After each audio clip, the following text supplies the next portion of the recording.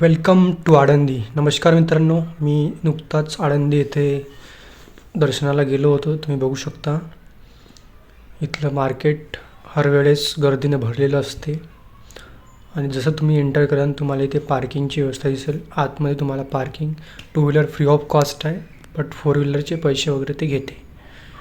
त्यानंतर तुम्ही बघू शकता इथे दुकानं वगैरे, तुम्हाला सगळे नाश्त्याचे दुकान इथे भेटून जाईल.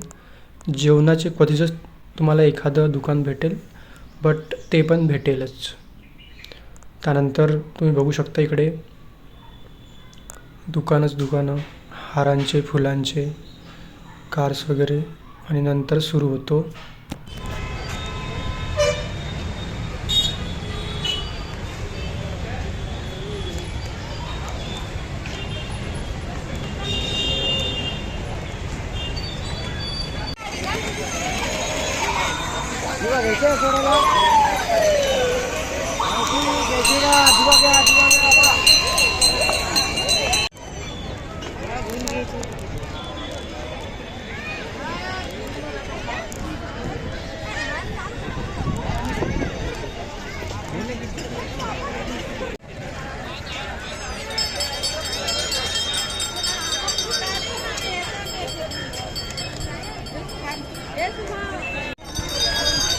सो फ्रेंड, दिस इज, तर ही आहे आळंदी विश्व शांती केंद्र, संत श्री ज्ञानेश्वर तुकाराम ज्ञानतीर्थ.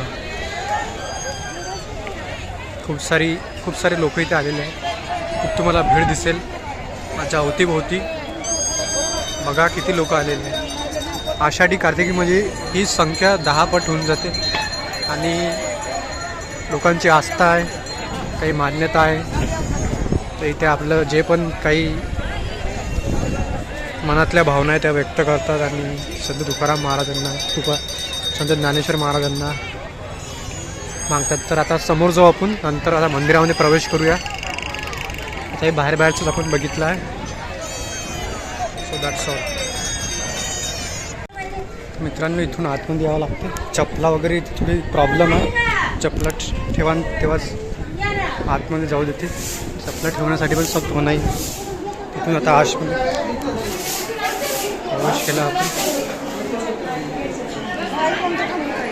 मित्रांनो, जसा मी आतमध्ये गेलो मला गर्दी दिसली. बघा तुम्ही, रांगेमध्ये 2 घंट्यापासून वाट बघून राहिले. आता थकलो मी, तर मी एका हॉटेलमध्ये आलो आणि इथे 50 रुपयाला भाकरी आणि पिठलं म्हणजे आणि हे आलू इथे मी खाल्लं 50 रुपयामध्ये. खूप टेस्टी होतं. भाकरीसोबत आपलं बेसन आणि आलूची भाजी. तर ही सगळी माझी ट्रिप होती आळंदीला. मला कळवा तुम्हाला ही कशी आवडली, काय आवडलं यामध्ये, आणि जाऊपर्यंत तुम्ही पण एकदा विजिट करा, तुम्हाला अनुभव घ्या. That's all in the video. आणि अशाच नवीन काही गोष्टी बघण्यासाठी कीप इन टच, जेणेकरून तुम्हाला नवीन गोष्टी ज्या आहे आपण थोडा कमी बघतो आणि थोडं ट्रॅव्हलिंग पण करा, जेणेकरून तुम्हाला कळेल. सो हा मी तिथे फोटो खिचलेला.